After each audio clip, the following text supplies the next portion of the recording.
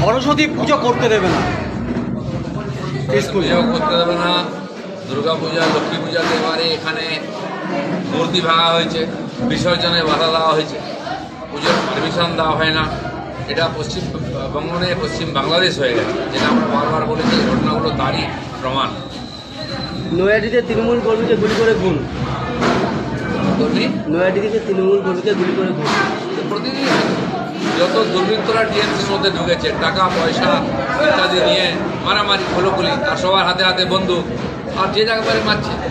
নেতারা যেভাবে মরে, আমাদের পার্টির নেতা এমএলএ এমপিরা রাস্তায় বেরোলে তার উপরে অ্যাটাক মারছে, সাধারণ কর্মীদের উপর অ্যাটাক হচ্ছে, গ্রামে গঞ্জে দোকানপাট নিচ্ছে, বাড়ি চালিয়ে দিচ্ছে, আর টিএমসির লোকেরা নিজেরা মারামারি করছে। কোথায় প্রশাসন? মমতা ব্যানার্জি কী করছেন? মহিলাদের কোনো সুরক্ষা নেই, কোন দর্শন লেগে যাচ্ছে। এই পরিস্থিতির মধ্যে পশ্চিমবাংলায় এগোচ্ছে, মানুষের বিচার করবেন। বলছি, বাজেট নিয়ে কতটা প্রত্যাশিত মানুষ? মানুষের প্রত্যাশা আছে এবং প্রত্যাশা পূরণও করবেন মোদীজি এবং নির্মলা সীতারামন। মহাকুম্ভে বিপর্যয়, দুর্ঘটনা, কি বলবেন? এত বড় জনসংখ্যা যেখানে আসে, ঘটনা ঘটে, খুবই দুঃখজনক।